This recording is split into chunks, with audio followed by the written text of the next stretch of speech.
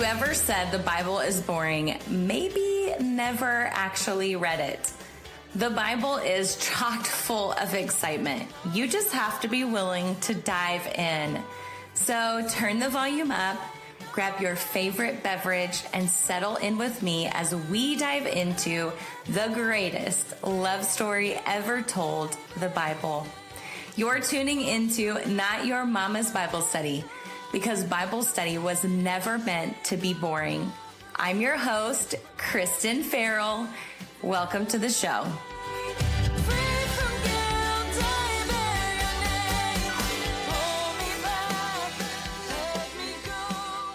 Well, hey there, friends, and welcome back to Not Your Mama's Bible Study. Y'all, I'm so glad you're here today. We have yet another really fantastic children's Bible story that we are going to get into today. And I'm going to do something a little bit different today than I have before. So I'm excited to tell you this story. You guys, if you are here for the very first time, welcome in, grab your favorite little drink or focus on the road and have a listen. If you're listening in your car, which is where I listen to the majority of my podcasts, at the gym, in the car. But I'm so glad you're here. This is the best little corner of the internet. And just know that you have a seat at this table. And we are so glad that you have decided to join us on this Bible study journey. If you are my OG Bible babes, thank you for coming back again for another episode here. Hey, don't forget that if you are a video girl, if you like to watch things, I am putting these videos up. I'm putting these up on the YouTubes, okay? So if you love that, if that's your vibe, go check out the YouTube page. Y'all, I think I have like 34 subscribers. So get over there and subscribe. Maybe I'll link it in the show notes, but it's just under my name, y'all. Just under my name. Okay, we're getting out our felt board today. Today we are in the story of David and Goliath. So if you haven't gotten your reading plan, ChristanFarrell.com/podcast will give you the reading plan. Okay, we have so much to cover. So let's get into this. I'm going to read this like I have been. I'm going to read the children's Bible story of this. Let me get my stuff organized here. There are a lot of because what I'm doing, if you're watching, if you want to know, I am telling the story on a felt board like we did back in children's church days, okay? So that's what I'm doing, and you can see those videos on social media, and you can also see it on YouTube if that would be fun for you. So the story of David and Goliath. A soldier called Jesse in Israel had 8 sons, y'all. You heard it right. I got 3 sons, and that's a lot of sons. 8 is something else. Back focus, Chrystan. 8 sons, and David was the youngest of them. At that time, the nation of Israel was in a war with the Philistines. Some people say Philistines, whatever. While David's 7 brothers went to fight, young David stayed back. He went back and forth to feed his father Jesse's sheep on their farm in Bethlehem. As for the war, the Philistines had on their side a giant of great height and strength who was called Goliath. He was encased in armor, who daily came out challenging the Israelites to send a man from their camp to fight with him. Now pause. If you watch VeggieTales, you know that Goliath says, "Who will fight me?" And then nobody does. And he says, "Okay, I'll come back tomorrow." That was just side note if you're a VeggieTales person. But no man among them dared to go against the giant Goliath. At this time, Jesse sent David to the Philistines' camp to bring back battle news. David heard Goliath mocking Israel and their king, King Saul.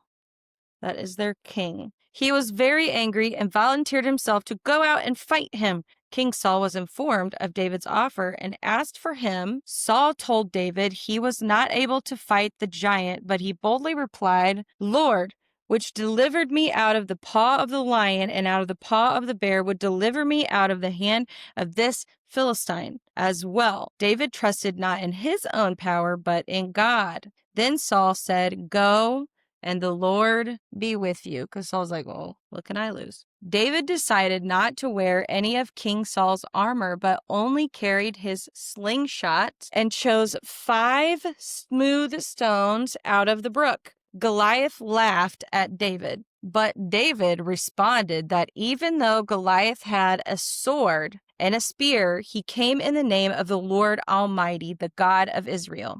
David put a stone in his slingshot, swung it at Goliath's head. The stone sank into the giant's forehead, so gory, and then he fell down and died.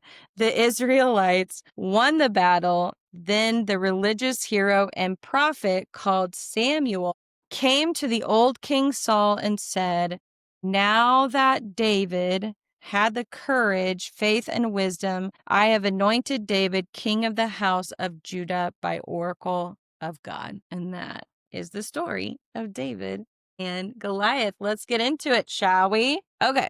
Let me put this felt board down. Ridiculous. Big theological theme here is God's victory through his chosen and anointed one. Let's talk about that. In 1 Samuel 16, David is anointed by Samuel. So who in the wide world of sports is Samuel? I want to read in my commentary, which is Nelson's Quick Reference Chapter by Chapter Bible Commentary by Warren W. Wiersbe. Listen, if you ever want to know what I'm using, I have it all linked in my Amazon storefront. I have Bible study tools. That is, in fact, linked in the show notes. And if you ever need that because you can't find it, just email me. The books, okay, so this is just like, here's what the books of Samuel, there's 1st and 2nd Samuel, both in the Old Testament. And 3 men are the center of attention in these books. There's Samuel, he's in the front part of 1 Samuel. There's Saul, and he's in the middle part of 1 Samuel. And then there's David, who runs from 1 Samuel 16 all the way through 2 Samuel 24. Their careers overlap, of course, as the story of Israel's monarchy unfolds. So Samuel was the last of the judges, and Saul was the first of the kings. However, Saul was never meant to establish the dynasty because he was from the wrong tribe. It was very important that the king came from a certain lineage because that is where Jesus would come from. That is muy importante. Okay, because he was from the wrong tribe, that you can read that in Genesis 49:10. Chose David from the tribe of Judah to be his ruler. Saul was given to the people as a discipline because they rejected the Lord to have a king like other nations. So they wanted, okay, they didn't want to wait for God's king. Impatient. It's how we are. It's how humanity is. Very impatient. I bet God gets sick of that, man. Okay, anyways. So God was like, fine, have it your way. You can have a king like all the other nations. Go ahead. And he kind of just let them, you made your bed, go lay in it, whatever that saying is, because that did not go well. These books show the hand of God at work in the affairs of men and nations. Men are free to make decisions, but God still guides and sees to it that his purposes are fulfilled. So that's backstory. So when I say the big theological theme is God's victory through his chosen anointed one, just know that Samuel in 1 Samuel 16 anoints David as the future king when David is just a teeny tiny little boy watching the sheep.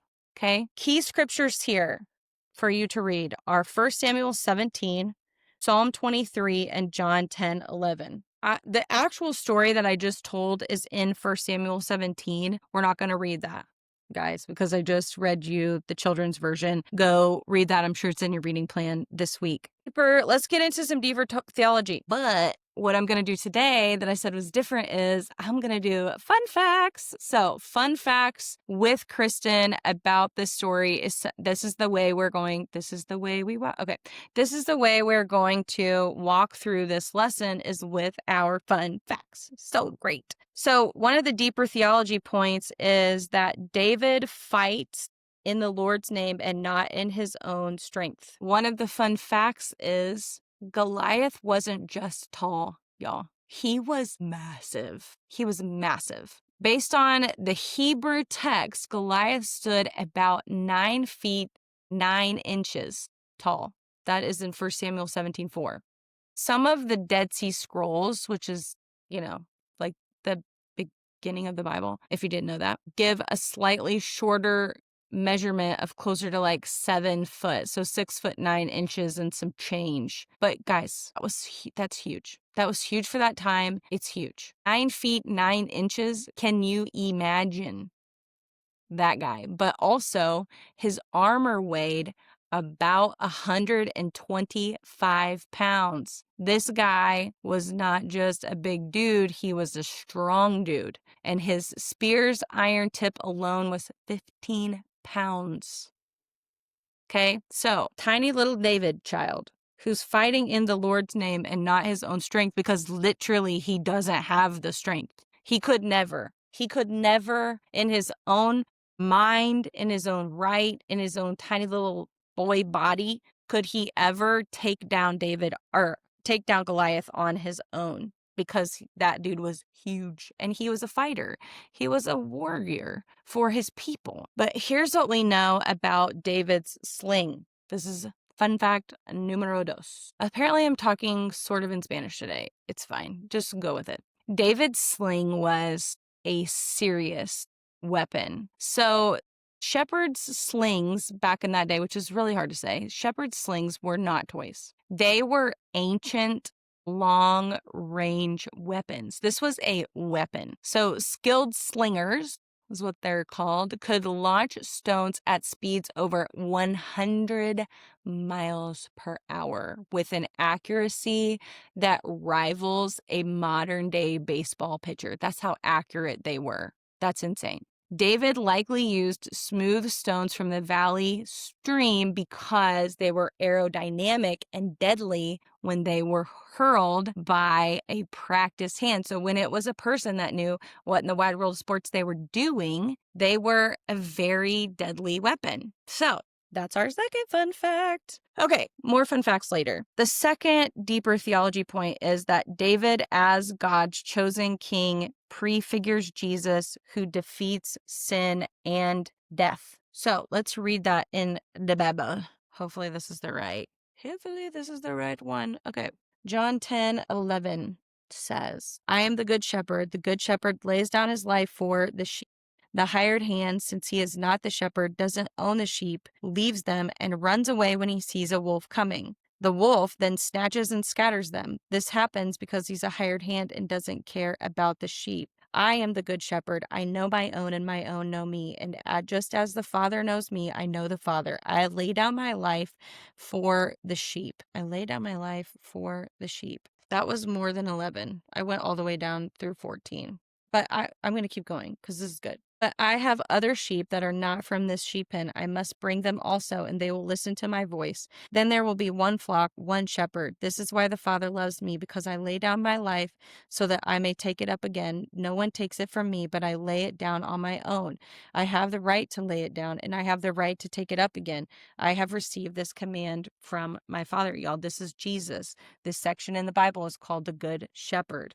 If someone that's just hired to do a job is like standing in for the shepherd, then he's not going to do as good of a job as the shepherd. And when something wild happens, like when a wolf comes in, he's not going to be the protector of the sheep. And so Jesus is saying, I am this good shepherd. I am a good shepherd. David, good shepherd. David was a shepherd. And so there's a parallel here between David, this shepherd, and Jesus, the good shepherd, who takes care of his sheep, who would lay down his life for his sheep. That's what Jesus did. He laid down his life for his sheep. There's a lot of times where the terminology shepherd is used in the Bible and to refer to or to allude to Jesus or the Messiah, because there's also the story of the shepherd going after the one. You know, he leaves the 99 for the one. That's what Jesus does. Jesus lays down his life for his people. So David, as God's chosen king, prefigures Jesus, who defeats sin and death, because then David, the good shepherd of this story, goes on to defeat death. He wins the battle. He takes down the big guy with just his little slingshot, which is apparently a heck of a weapon. You know what I'm saying? So let's keep moving. David didn't just get lucky, is our next fun fact. He spent years protecting sheep from lions and bears. His confidence wasn't just arrogance, it came from proven faith and preparation. What looked like a random act of bravery was really divine strategy plus practice. Because the deeper theology point is, it's not a self-help story. The true hero is actually God. There wasn't the shot that he made with the slingshot taking down this giant Goliath, the armor that he wore, there were very few vulnerable spots in it. It would, while he was a very skilled slingshot slinger, this shot would have been a miracle for him to have made it in the right spot at the right time to take Goliath down, to take a massive 9-foot-plus human who was covered in 125 pounds of armor to take him down. It was God's divine interaction that helped David take down Goliath. And here's David's part. He had to remain faithful. He remained faithful to what God had for him. He chose to believe in God. He chose to have faith. He chose to trust God with his life. And then God took that faith and turned it into victory. I love that. Took the faith and turned it into victory. Fun fact number 4, the valley was neutral ground. So the battle took place in the valley of Elah, a wide plain between the armies of Israel and the Philistines. Elah means oak tree, which symbolizes strength. I love that. The two armies were separated by a ravine, which meant whoever advanced first had the disadvantage. That's why the one-on-one duel challenge made sense militarily. So that way it was, quote unquote, as even as possible, but obviously they were offering up Goliath to battle, and just nobody but David was brave enough to do that. Brave enough, crazy enough, whichever. So the valley of Elah was this important neutral ground. David's words were as powerful as his stone. Before even attacked, David declared victory, that all earth may know that there is a God in Israel. The story's real theme isn't about an underdog. It's about God's glory through the most unlikely people. And that's good news to us, you guys, because we are the unlikely. We are the most unlikely people. That's how God operates. He doesn't use, really in humanity, what makes sense is you use a guy like Goliath. You got the big guy. If you're picking teams, who's a little triggered from picking teams in gym class? But if you're picking teams, you're going to choose the big guy with all the armor and the sword. You're not going to choose the little guy with the slingshot, who's a shepherd, he's not a warrior, but this is who God picked. God picked the little guy because, again, God gets glorified through this defeat. It's about God. It's about God's glory. It's about God's glory through the most unlikely people, which is the story that we have through history with God. Okay, so the next fun fact is David actually used Goliath's own sword against him. So after striking Goliath, David ran and used Goliath's sword, and this is a little gory, used Goliath's sword to cut off his head. And later, when David was fleeing from Saul, there was some trouble. You guys, you got to read Samuel. It's wild. Fleeing from Saul, he retrieved the same sword from the priest, Elimelech, and this is a reminder that God had delivered him before and would deliver him now. Let's see, what else do I want to tell you? 5 smooth stones. This has a really symbolic meaning. Some scholars think that the 5 stone represents faith, obedience, courage, wisdom, and praise. I didn't have time to dive deep into why they think that, so feel free to have that be a little side study, bonus study. Go study why they think that. Others point out that Goliath had 4 brothers, so David may have been ready for all of them, thinking like, okay, well, if I kill this guy, his brothers are coming after me for sure. And then the last fact that I have for you is the battle is a picture of Jesus's victory. So this goes with our last deeper theology point, which is Christ's connection. Jesus is the good shepherd who lays down his life, just like we just read in John 10. The battle was a picture of Jesus' victory. David, a humble shepherd, defeated an unbeatable enemy, foreshadows Jesus, the good shepherd, conquering sin and death on behalf of us, humanity. The victory wasn't won with worldly weapons, but through faith, obedience, and divine power. Jesus is a parallel to David, and what's very interesting is that Jesus comes from the lineage of David. So you can read that in the book of Matthew. It's the opening section where you can see how Jesus's lineage comes from King David. King David goes on to live a really interesting life, and it's probably one of my favorite redemption stories in the Bible, just because it seems like so many of us think that we are not usable by God, or that we can't do things, or we can't tell people about Jesus, or we can't go into church, or we can't join that Bible study because of our past, because of who we are, because of what we struggle with. Well, the book of Psalms is written by David, and it talks a lot about all of the things that he struggled. He was a very human king. He was a very human anointed king, anointed by God, and still had so many struggles. Had one of the things that stands out to me the most is, and David was a warrior. He was a fighter. He was a warrior king. And, he had a slip up. He had an affair with somebody named Bathsheba. And before he got found out, he had her husband killed on the front lines to cover up his sin. And it's just it's an interesting story, and it's just continues to show us that God does use the most unlikely, and that, we're all going to struggle, but we are still useful in the kingdom of heaven. Love the story of David. Jesus is the good shepherd who lays down his life. We all face real giants, the real giants of sin and death and all of those things. But Christ has won the battle for us. That's a story worth telling. That's a story worth remembering.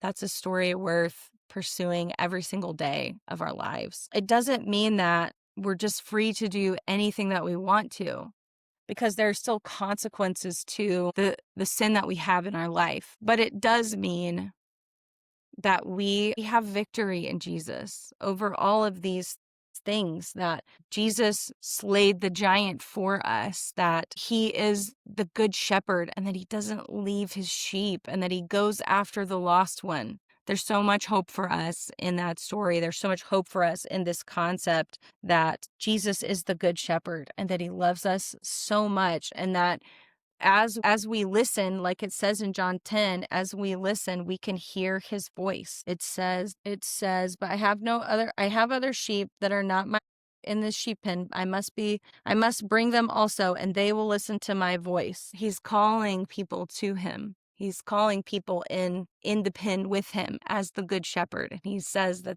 when he calls them, they listen to my voice. It also says that my sheep know my voice, which means the more that we listen, the more that we know the voice of Jesus. So this is the story of David and Goliath. It's so much more than what we learned as children, of course, because there's only so much we can take in as children. But my favorite takeaway is this isn't just about this battle. This isn't just about, David is slaying the giant, and it's about this, this underdog story, which is what history would have us remember. But instead, it really is about God's glory, and it really is about the bigger story that we have with Jesus, the defeat of death, and just this parallel between King David, and Jesus. So don't take my word for it, you guys. Get in the Bible this week, read this story, learn more. Feel free to look into some of the fun facts and the things that we talked about today. Make this a priority in your week this week to get in the Bible and to study it and know the truth for yourself, so that you can receive what God has for you in this story today, in this season of your life. So go get your reading plan, ChrystanFrail.com/podcast. If you are looking for resources, Bible study resources, or anything like that, you can go into the show notes, find my Bible study tools. You can also go to ChrystanFarrell.com, and there's lots of things for you there. So, okay, that's all for today. I'll see y'all next week. Bye for now.